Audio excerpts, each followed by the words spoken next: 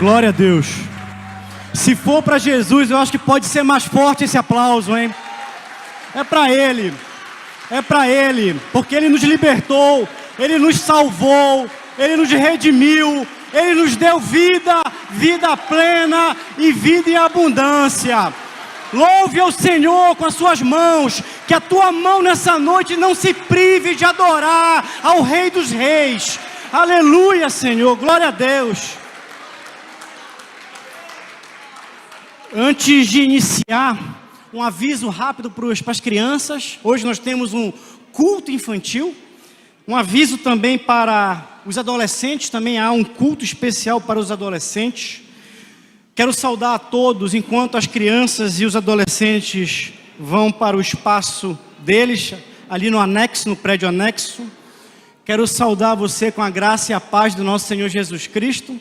Saudar você que nos acompanha na TV aberta, pelas mídias sociais e pelo YouTube. Esta aqui é a Igreja Primeiro Amor.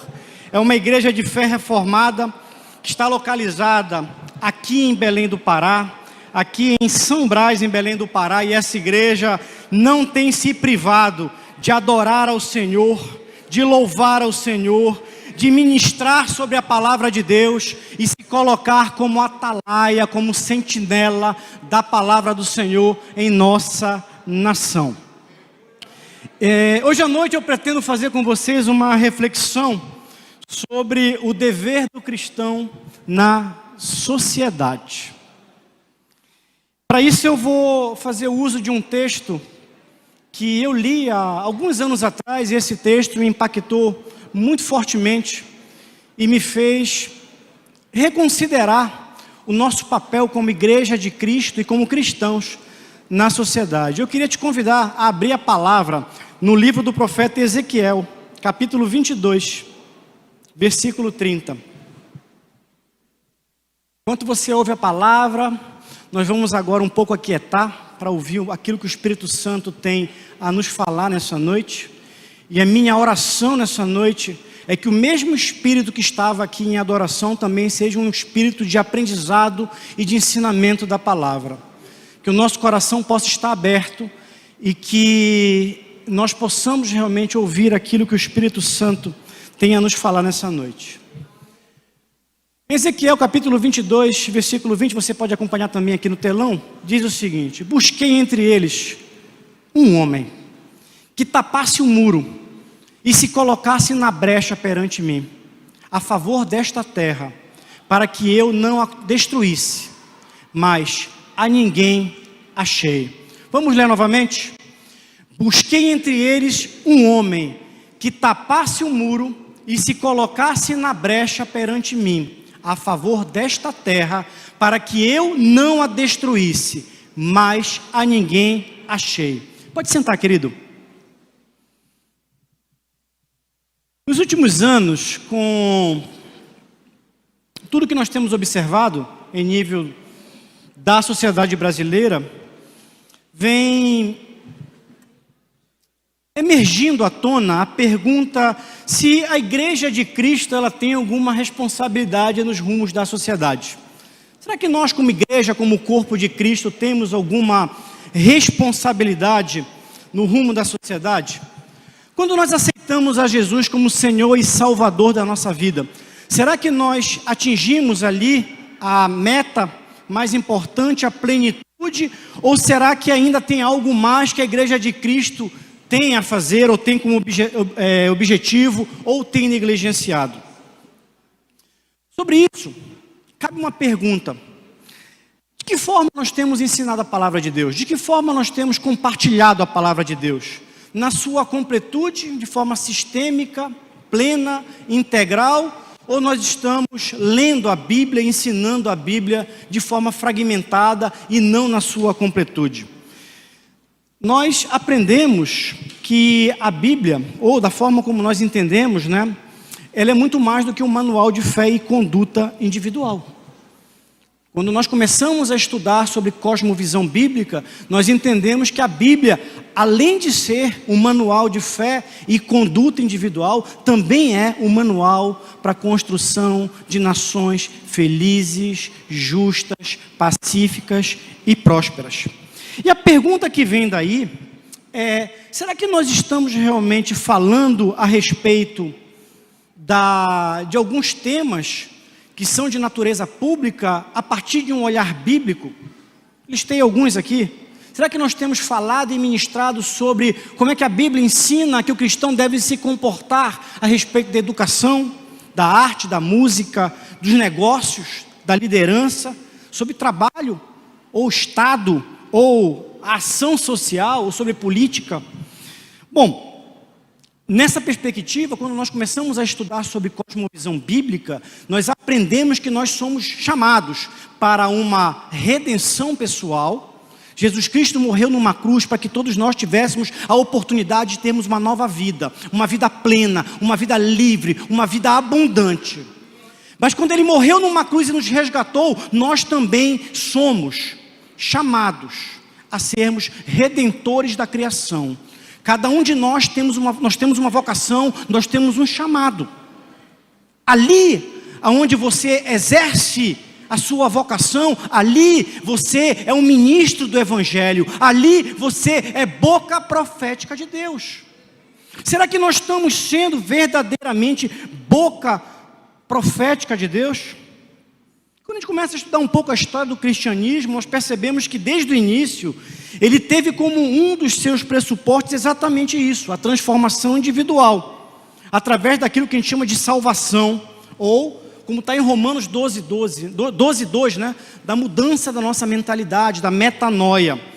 E, como consequência natural disso, nós vamos redimir culturas e sociedades.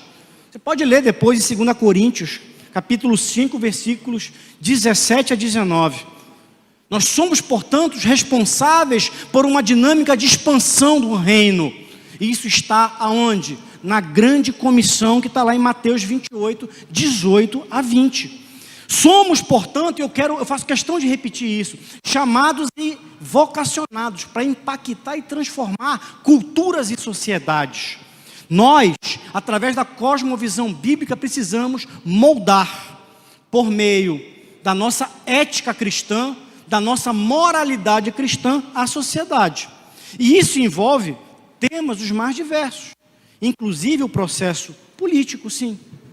Se nós entendemos a política como um processo de intervenção na sociedade, nós precisamos, a partir da cosmovisão bíblica, intervir na sociedade. Nós somos, portanto, chamados a restaurar famílias, comunidades, escolas, universidades, empresas, bairros, cidades e nações. Nós somos chamados, portanto, a sermos redentores da sociedade. Cabe uma pergunta: qual é a sua área de influência? Qual é a sua vocação?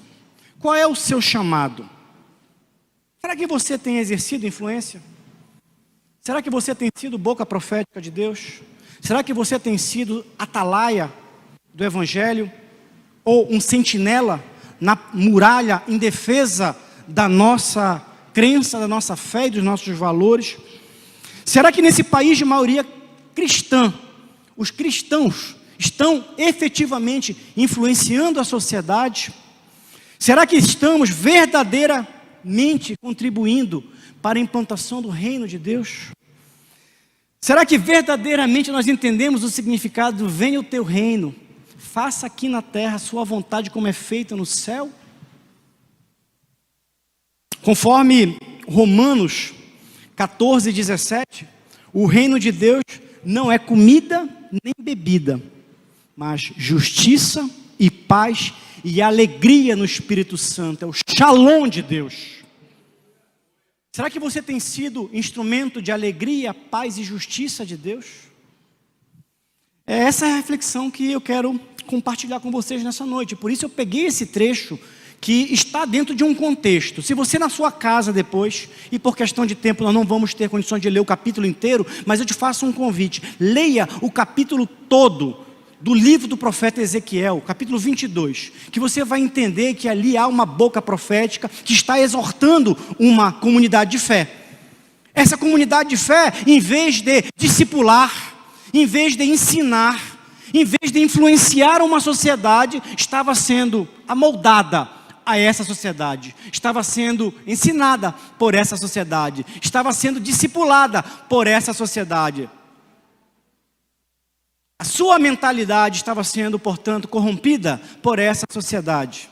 Eu já falei em algumas outras ministrações que eu fiz aqui, uma frase que eu gosto muito de citar, porque eu acho que essa frase é muito pertinente, sobretudo para os dias atuais. A igreja que não discipula a sociedade, acaba discipulada pela sociedade. Será que nós estamos, como igreja de Cristo, verdadeiramente influenciando e discipulando a sociedade? Ou será que nós estamos sendo discipulados por essa sociedade? Ezequiel foi boca profética de Deus. E havia um contexto. Naquele momento, os judeus, a nação, na verdade, inicial de Israel havia sido dividida, existia 2 reinos. Com a morte de Salomão, passou a existir o reino de Israel e o reino de Judá. O reino de Israel já havia sido destruído e invadido pelos assírios. E os israelitas que moravam no reino de Israel se amoldaram completamente aos padrões da sociedade assíria. Ao ponto de, no tempo de Cristo, por exemplo, os samaritanos, que eram remanescentes, judeus remanescentes da nação de Israel, eles eram muito mal vistos pelos judeus, porque eles já exercitavam elementos de sincretismo religioso, por exemplo.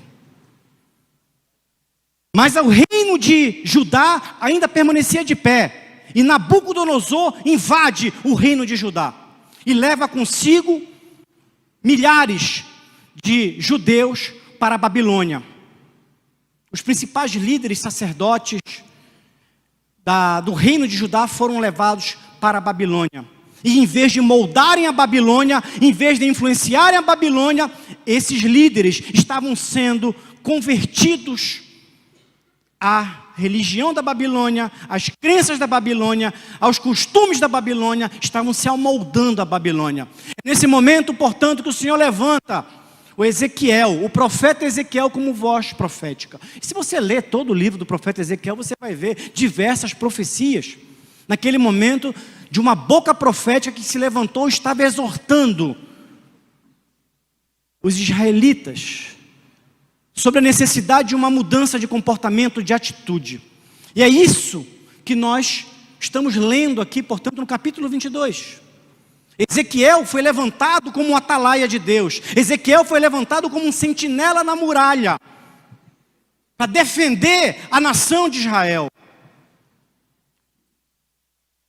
Será que nós estamos sendo sentinelas na muralhas? Ou boca profética, ou atalaias de Cristo? E eu anotei aqui, né? Afinal, a Babilônia destruirá Jerusalém? Ou Jerusalém resistirá?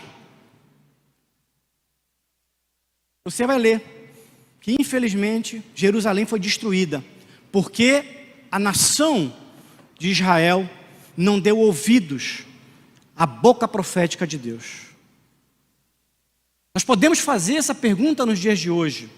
A igreja cristã resistirá à Babilônia contemporânea, moderna, ou a igreja cristã será destruída por essa Babilônia moderna e contemporânea?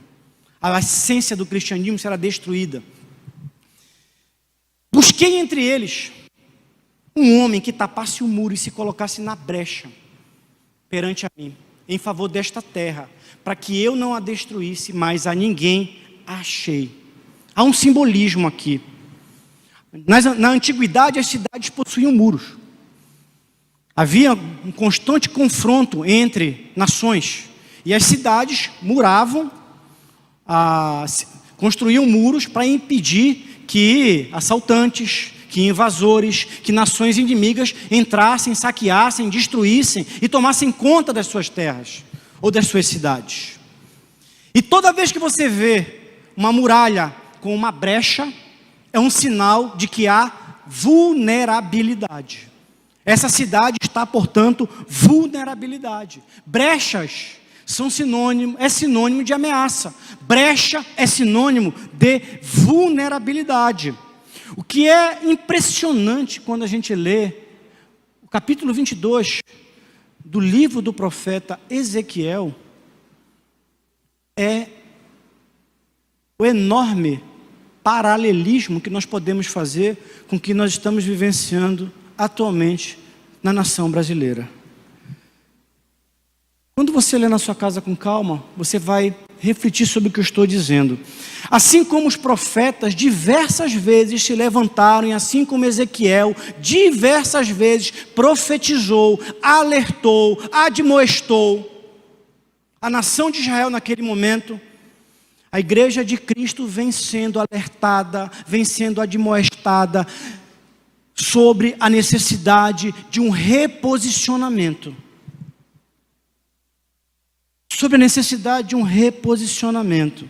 Mas, apesar de todas as vozes proféticas que se levantaram naquele momento, e em tempos mais recentes, raros são os homens, as mulheres, os jovens que dizem: eis-me aqui, Senhor, usa-me a mim para tampar essa brecha. Eu quero ser instrumento teu para tampar essa brecha.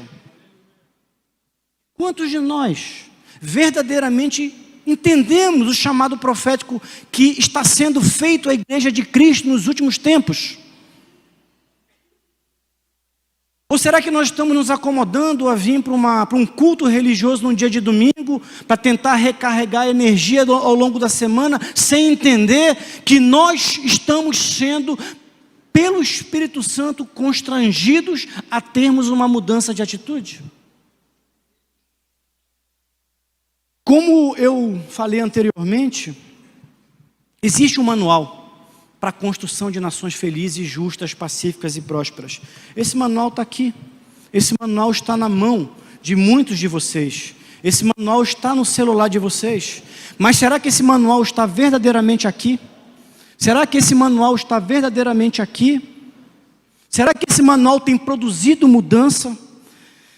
Nós estamos aqui para sermos apóstolos, embaixadores, transformadores de cultura. Você já entendeu que você é um transformador de cultura? Que você é um apóstolo de Cristo? Que você é um embaixador de Cristo? Em uma ministração que eu fiz há algum tempo atrás, nesta igreja, eu falei sobre o significado da palavra igreja.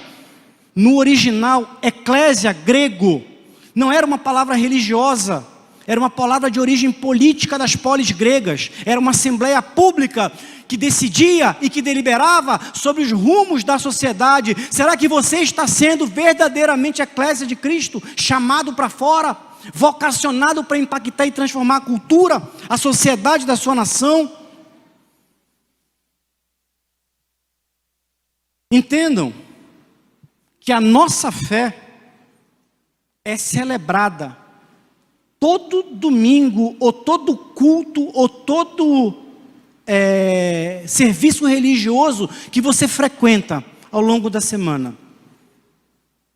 Seja na reunião de oração, seja no discipulado, seja no culto dos adolescentes, dos jovens, no chá e palavra.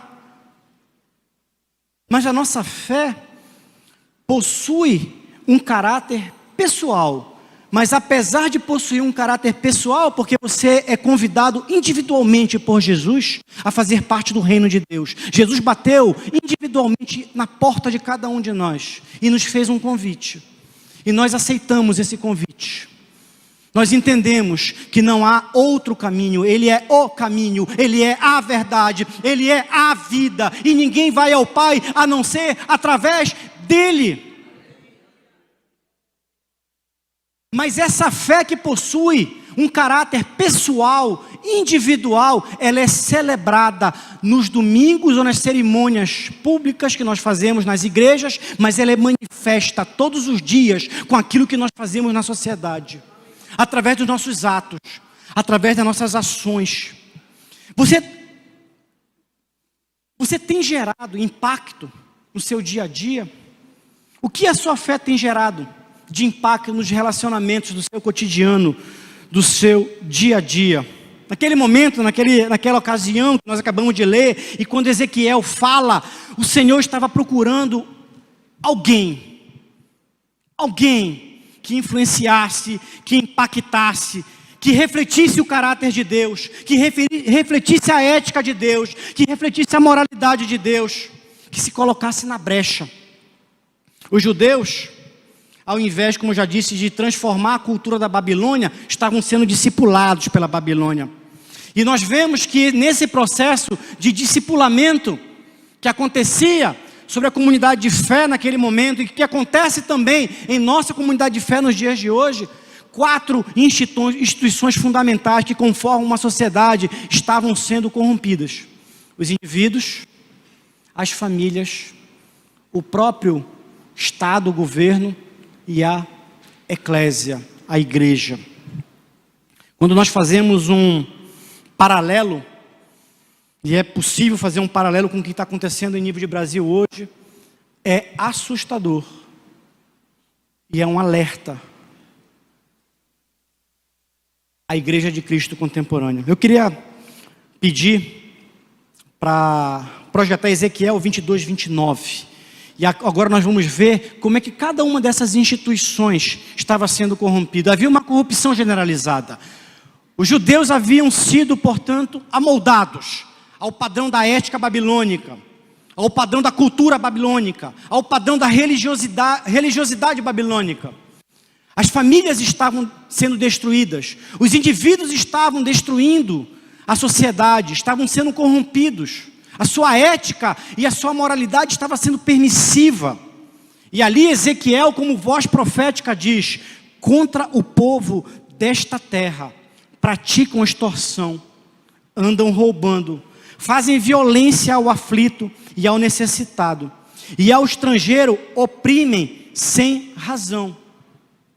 Uma sociedade que se torna materialista, existencialista, hedonista, imediatista, individualista, que perdeu o sentido da moralidade e da ética cristã, que perdeu o sentido da mordomia cristã, que pratica a lei de Gerson. O que importa é levar vantagem em tudo e sobre todos. Furamos fila, subornamos, pedimos para passar o nosso processo na frente, levamos coisas da repartição para as nossas casas, como se privadas fossem. Plagiamos trabalhos acadêmicos. Domingo passado, eu vinha para o culto com a minha esposa, e nós passamos ali na Avenida João Paulo II, vindo de Ananindeua para Belém. Tinha um caminhão tombado. E o caminhão tombou. Provavelmente aquele caminhão tinha tombado há poucos minutos antes de nós passarmos. E o que nós observamos é uma cena do nosso cotidiano. Os carros reduziram, né, a velocidade, porque formou um congestionamento, e muitos carros pararam ali, não para socorrer o motorista, ou para ajudar a recolher a mercadoria que estava espalhada no chão, mas para aproveitar uma janela de oportunidade, para se dar bem, para levar alguma coisa, a vantagem em alguma coisa.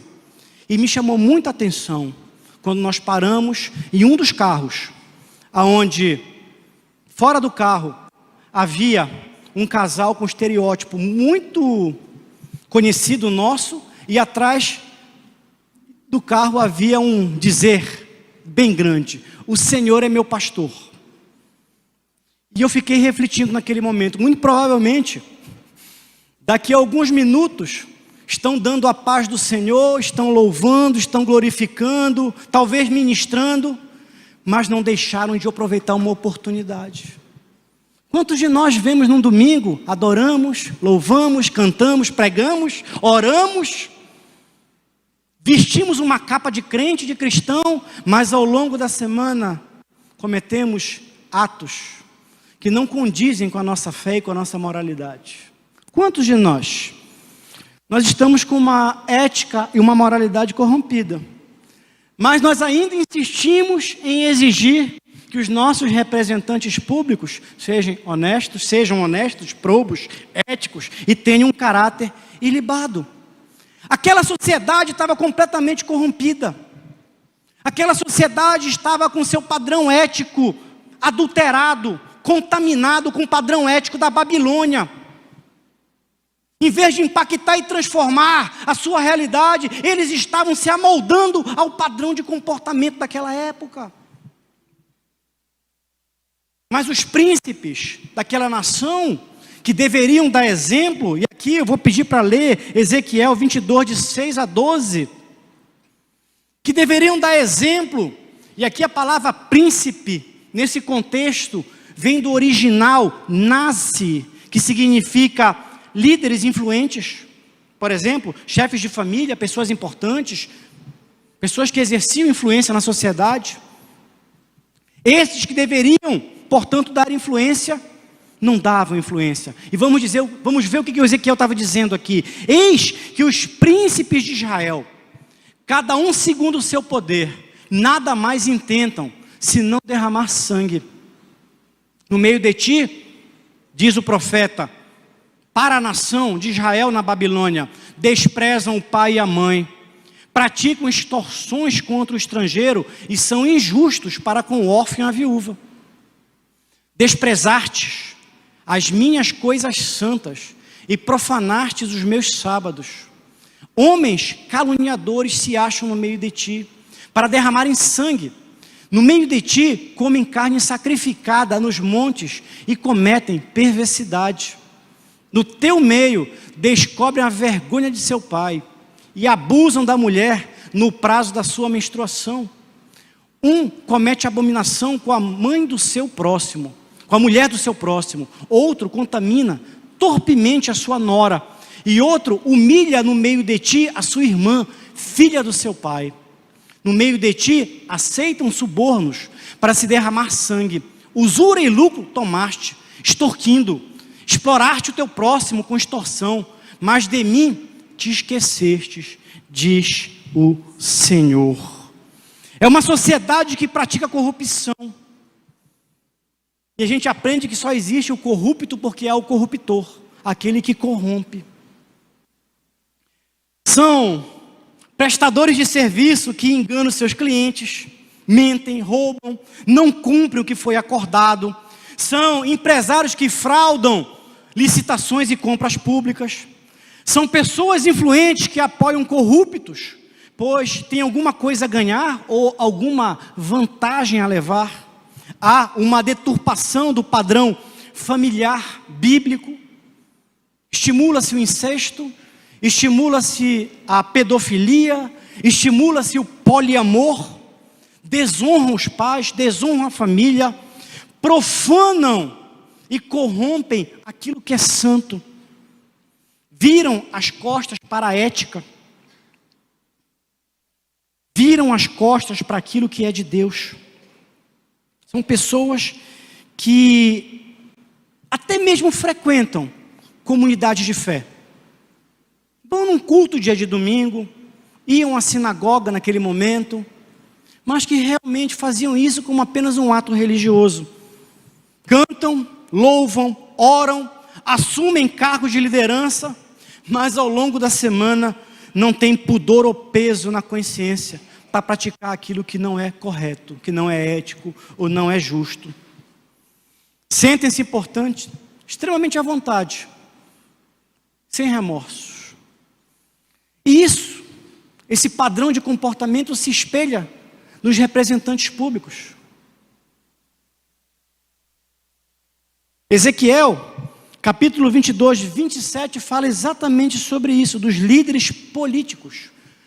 Os seus príncipes, e aqui príncipe significa os seus oficiais, aqueles que ocupam cargos públicos. No meio dela, são como lobos que arrebatam a presa para derramarem o sangue, para destruírem as almas e ganharem lucros desonestos. O que Ezequiel está dizendo é o seguinte: os governantes da nação de Israel são como lobos que cercam a ovelha e não veem a oportunidade de morder, de sugar o sangue e de comer da carne.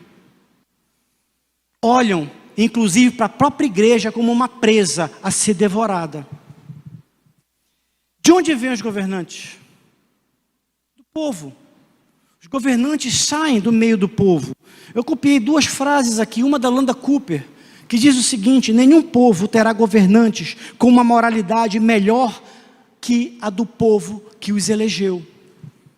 E alguns anos atrás, Leandro Carnal escreveu um artigo, onde ele dizia: é impossível que uma sociedade formada por pessoas honestas seja governada por políticos corruptos.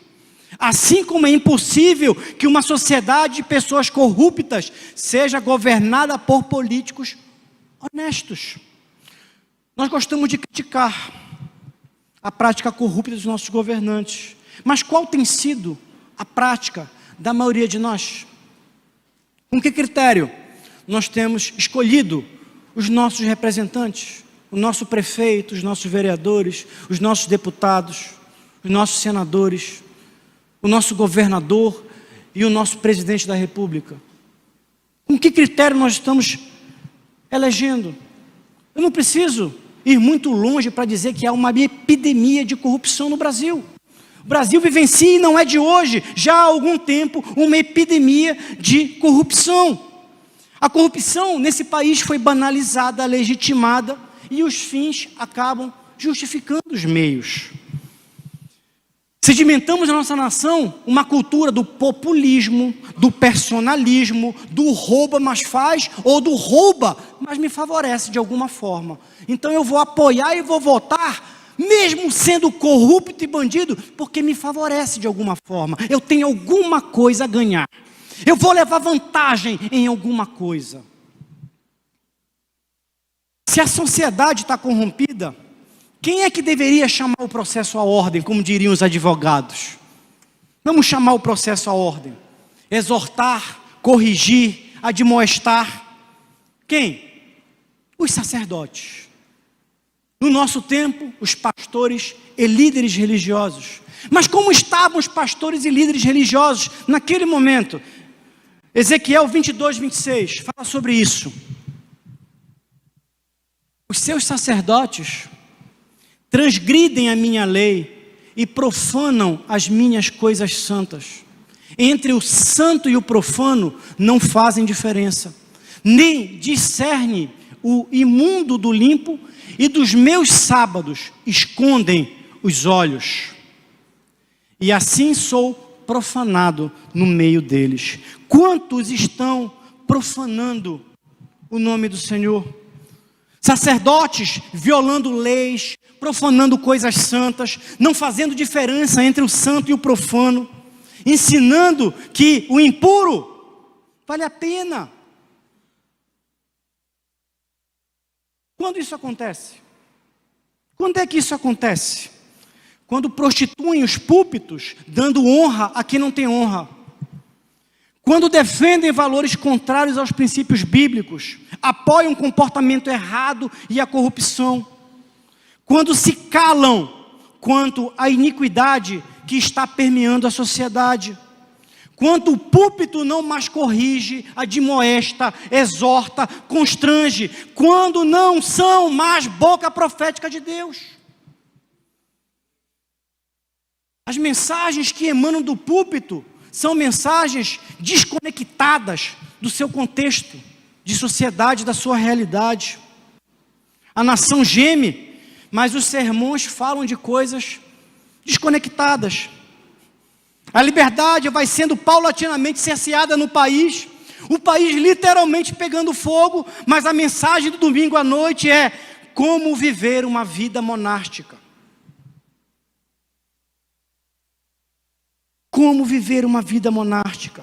Se rendem ao politicamente correto, distorcem a mensagem do evangelho, promovem a inversão de valores, difundem heresias e o liberalismo teológico, que nega, diga-se de passagem, a infalibilidade, a inerrância e a completude da palavra. Nega, inclusive, que a palavra é a palavra de Deus. E uns chegam ao absurdo de dizerem: a Bíblia precisa ser atualizada. A Bíblia está desatualizada. Usam o púlpito como moeda de troca. aceitam em espaços de lideranças pessoas que não dão testemunho público adequado da sua fé. Corruptos, adúlteros, promíscuos, trapaceiros, enganadores, mas dão bons dízimos. Ou oferecem alguma vantagem em troca para os líderes. Leiloam as igrejas na época da eleição, seja em troca de recursos financeiros ou por alguma vantagem. Deixam de buscar a face de Deus. Sacerdotes que não frequentam mais o Santíssimo Lugar, que não conhecem mais Deus na sua intimidade, e que por isso deixam de ser instrumento de Deus. Agora, se os sacerdotes não agem mais como instrumento de Deus ou como boca profética de Deus, quem deveria exortar a comunidade de fé? Os profetas. Os profetas. Mas vamos ver no versículo 28 como é que estavam os profetas naquele momento. Os seus profetas lhes descobrem isto, lhes encobrem isto com cal, por visões falsas. Na minha versão diz, os seus profetas lhe encobrem isso por, a mesma versão, visões falsas, predizendo mentiras e dizendo, assim diz o Senhor, sem que o Senhor tenha falado. É uma igreja que se corrompeu, e aí quando eu falo igreja, não é templo, não é igreja nominal, é o corpo de Cristo. É uma igreja que se corrompeu totalmente, que ao invés de impactar e transformar a sociedade, passou a se amoldar aos padrões da sociedade. É uma igreja impregnada de lobos, de Jezabel e de Judas, que além de não estarem alinhados com aquilo que vem do alto, promovem dissensões, divisões, fragmentação, não ajuntam, dividem. Com sutileza criticam os líderes e os profetas que ainda se mantêm fiéis à palavra, às escrituras e à verdade do evangelho. Dizem com sutileza, não é bem assim, veja bem, não devemos misturar política com religião, mas na primeira oportunidade que tem, trazem para dentro da igreja ideias que não são condizentes com as escrituras ou com a palavra de Deus. Ou tentam transformar a igreja num espaço do materialismo revolucionário, do liberalismo teológico ou existencialista, ou um espaço místico sem aderência com a sociedade, desconhecendo inclusive o princípio que move o reino de Deus. Há um princípio que move o reino de Deus. Nós precisamos entender o conceito bíblico de reino de Deus e de que forma nós estamos inseridos nesse contexto. Muitos substituem o interesse por vidas e transformações de pessoas, culturas e sociedades apenas por um ativismo social. Olha só, Judas está no meio da comunidade de fé. Judas era um dos 12. Andava, dormia com os apóstolos, comungava com os apóstolos, ceava com os apóstolos, pregava, ensinava, discipulava. Judas era um dos membros da comunidade de fé inicial da igreja primitiva. Mas Judas não teve a sua mente verdadeiramente transformada.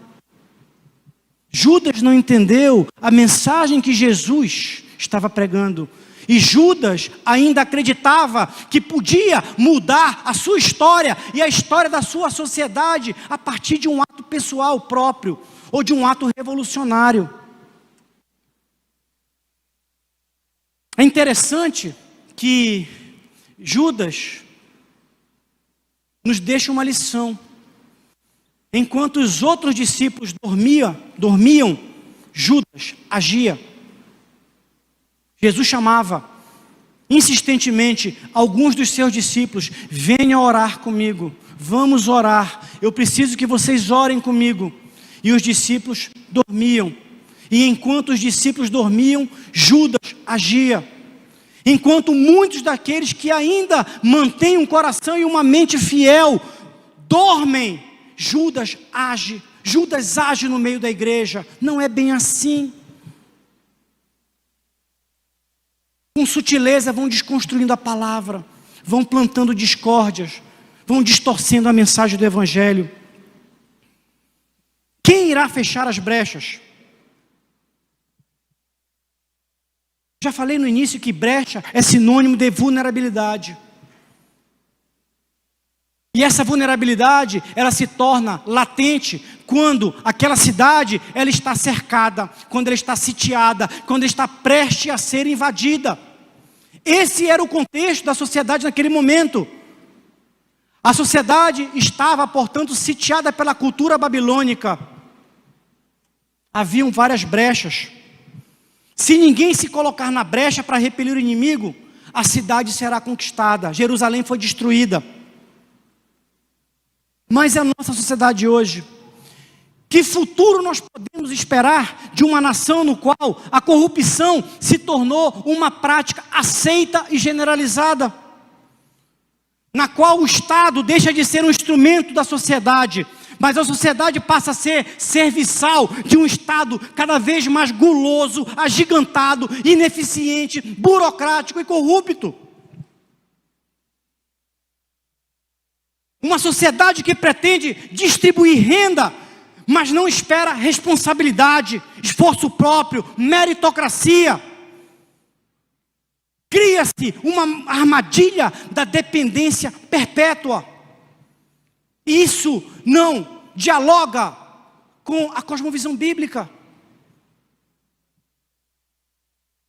Uma sociedade no qual a justiça se torna desacreditada e perde a sua imparcialidade.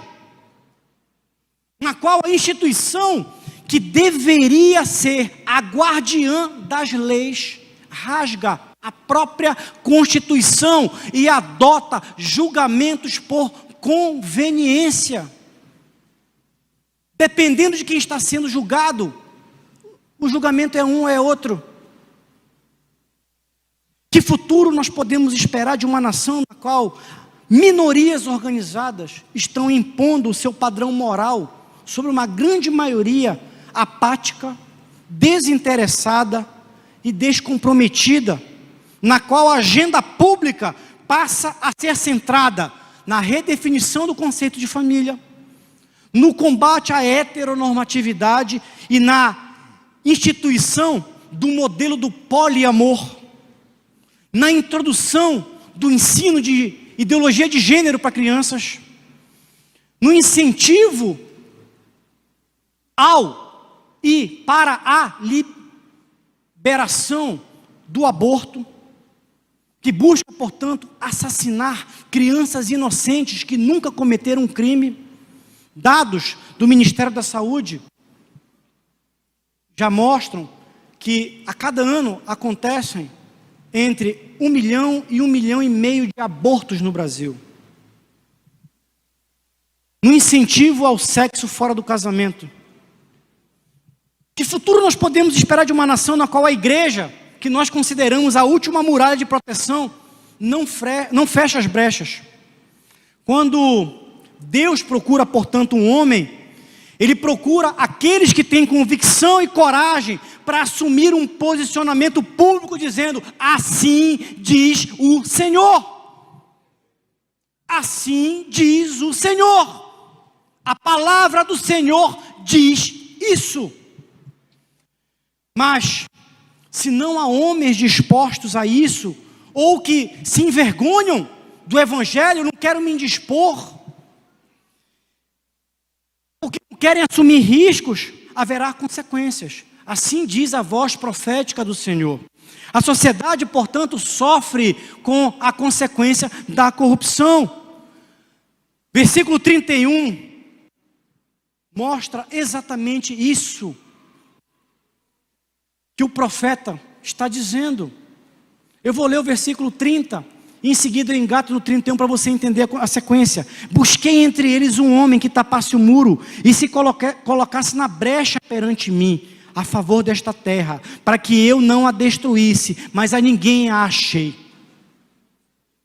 Após ele dizer, as famílias estão destruídas, os indivíduos estão corrompidos, a igreja está corrompida, os governantes estão corrompidos, eu procuro um homem. E o Senhor tem procurado homens, mulheres, jovens, adolescentes na nação brasileira, para que Ele não destrua a nação brasileira. Mas toda ação tem consequência. Versículo 31. Por isso, eu derramei sobre eles a minha indignação. Com o fogo do meu furor os consumi. Fiz cair-lhes sobre a cabeça o castigo do seu procedimento, diz o Senhor Deus. Jerusalém caiu. A punição não veio somente para os ímpios ou corrompidos. A punição veio também para os omissos, para os cúmplices, para os passivos e para os covardes, que apesar de verem o que estavam acontecendo, não se posicionaram, não tomaram atitude adequada, não disseram, basta. Liberdade vem com responsabilidade, escolhas geram consequências. Gálatas 6:7. Gálatas 6:7, por favor. Obrigado. Não vos enganeis, de Deus não se zomba, pois aquilo que o homem semear, isso também ceifará.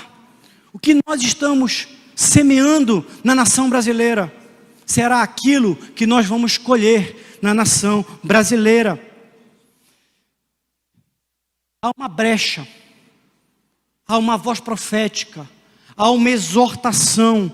Precisamos, como igreja de Cristo, gerar uma nova geração profética que com ousadia impacte e transforme a sociedade por meio do Evangelho, que nós chamamos de cosmovisão bíblica. Precisamos, portanto, de sentinelas, de atalaias, de apóstolos, de embaixadores, que discipulem a sociedade, transformando mentes e culturas que não se amoldem à sociedade, mas que impactem. Igreja, a igreja de Cristo precisa verdadeiramente discipular a sociedade brasileira. Hoje a igreja é constrangida pela voz profética do Espírito Santo para se colocar como um atalaia. Deus procura homens, mulheres, jovens, adolescentes que estejam dispostos a se colocar na brecha. Cabe uma pergunta: será que aqui nós temos homens e mulheres? Será que você que está assistindo pela televisão, pelo YouTube, pelas mídias sociais, será que você está disposto a dizer, eis-me aqui, Senhor, envia-me a mim, me usa como voz profética, como atalaia, como sentinela? Será que você se sente constrangido e admoestado para ser um instrumento de transformação da nossa sociedade? Que venha, que cultue, que adore, mas que no dia a dia exerça influência e se coloque dentro de um padrão ético, moral, bíblico, que diga, não, assim diz o Senhor. Será que aqui nós temos jornalistas, por exemplo, que ocupem espaços em meios de comunicação para divulgar a verdade? Professores que lutem contra o uso da educação como instrumento de manipulação ideológica? Estudantes que se posicionem com coragem nas escolas e universidades, se contrapondo a ideias, ideologias e teorias que vão de encontro à cosmovisão cristã? Assistentes sociais que atuem entendendo qual é o conceito de justiça social à luz da palavra de Deus? Médicos e psicólogos que atuem a partir de uma ética bíblica? Músicos, artistas, pintores, atores que ocupem espaços de influência nas artes e que divulguem o padrão de Deus? Advogados e juízes, chamados operadores do direito, que atuem com ética e justiça e tenham a coragem de propor leis que advoguem em favor do reino de Deus e daquilo que é justo e correto. Economistas que entendam que há um modelo bíblico para as sociedades e que este modelo, ao ser implementado, conduz as sociedades à liberdade, desenvolvimento e prosperidade. Empresários que atuem fazendo negócios à luz da palavra de Deus. Políticos que verdadeiramente não queiram se servir da coisa pública, mas servir a sociedade, lutando por instituições verdadeiramente conformadas a partir da mente de Cristo, criando, portanto, leis, fiscalizando governos e gestões, ou mesmo governando. Pastores que tenham a coragem de usar o púlpito corretamente, que se posicionem de forma adequada e que não envergonhem a igreja e o evangelho. Profetas que se posicionem como boca de Deus nas diversas áreas de influência da sociedade. Você está disposto a assumir o teu papel no reino de Deus? Porque há um chamado do Espírito Santo e o Senhor tem chamado. E se você entendeu esse chamado e entende que esse chamado é para você, eu peço que você fique de pé, porque eu quero fazer uma oração.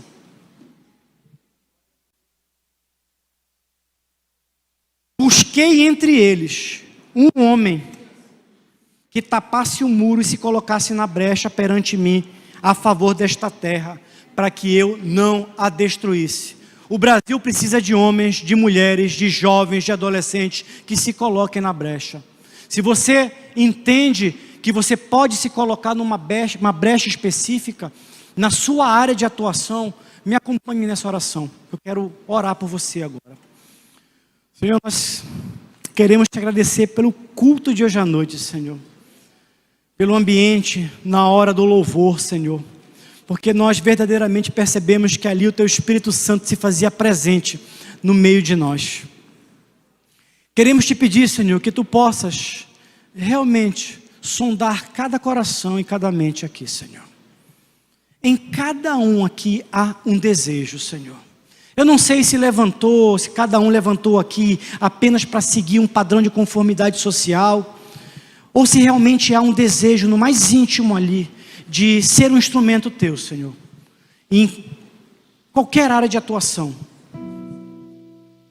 Mas eu sei, Senhor, que aqui há homens e mulheres que têm se colocado diante do Teu altar, Senhor, que têm buscado, Senhor, santíssimo lugar, Senhor, que têm buscado, Senhor, um relacionamento cada vez mais íntimo e profundo contigo. Que Tu possas estar, Senhor, neste momento, dando as orientações necessárias, Senhor, instruindo a forma como cada um deve proceder, Senhor, para se tornar, Senhor, um sentinela, um atalaia, alguém que se coloca na brecha, Senhor, protegendo a Tua igreja, mas acima de tudo, impactando e transformando a sociedade, Senhor. Ó Pai, muitas vezes nós não entendemos o Evangelho, Senhor. Quando Jesus fala para Pedro que Pedro, Tu és a minha igreja, Tu és a minha eclésia, Tu és chamado e vocacionado para fora. As portas do inferno não prevalecerão contra a igreja. Muitas vezes nós ficamos, Senhor, num padrão de comportamento reativo. Nós ficamos na defensiva. Mas quando nós lemos esse trecho, essa passagem, nós entendemos que a igreja, ela precisa ter uma atitude proativa, Senhor. E quando Tu dizes, Jesus, que as portas do inferno não prevalecerão, é porque a igreja vai invadir, Senhor, o inferno. A igreja vai saquear o inferno. A igreja vai transformar culturas. A igreja vai mudar nações. A igreja vai mudar corações e mentes, Senhor. E assim, Senhor, como diz em Mateus 6,10, será feito a Tua vontade, tanto no céu quanto na terra. Quando nós entendermos isso, que assim nós implantaremos o reino de Deus, nós estaremos verdadeiramente cumprindo o chamado específico para cada um, Pai. Desperta, Senhor, no coração de cada um esse chamado. Inquieta, Senhor, constrange, Pai. Que Teu Espírito Santo constranja, mas que cada um saia daqui nessa noite, Senhor, com um sentimento de não, a partir de hoje, a partir de agora, eu vou fazer diferente. Não é amanhã, é agora. E amanhã Que cada um possa, Senhor, ser uma voz profética nos espaços de relacionamento e de influência que exercem. Te peço por essa igreja, Senhor, pela igreja Primeiro Amor, Senhor, que Tu levantaste aqui em Belém do Pará como atalaia, Senhor. Fortalece essa igreja, Senhor. Que essa igreja possa continuar, Senhor, ministrando, ensinando, exortando, admoestando, Senhor, nos conduzindo à verdade do Evangelho. Somente assim nós vamos entender, Senhor, que vida plena em Cristo só acontecerá quando nós tivermos nossos corações e mentes plenamente transformadas. Mas também de nada adianta oração sem ação. Nos ensina a agir, Senhor. Nos impulsiona à ação, Pai. Nos faz uma igreja em condições de mudar a realidade deste bairro, da nossa cidade Belém do Pará, do nosso estado do Pará, e que gere frutos também, impactando, Senhor, a nação brasileira. Essa é a oração que nós fazemos a Ti nesta noite, no nome santo de Jesus Cristo. Amém.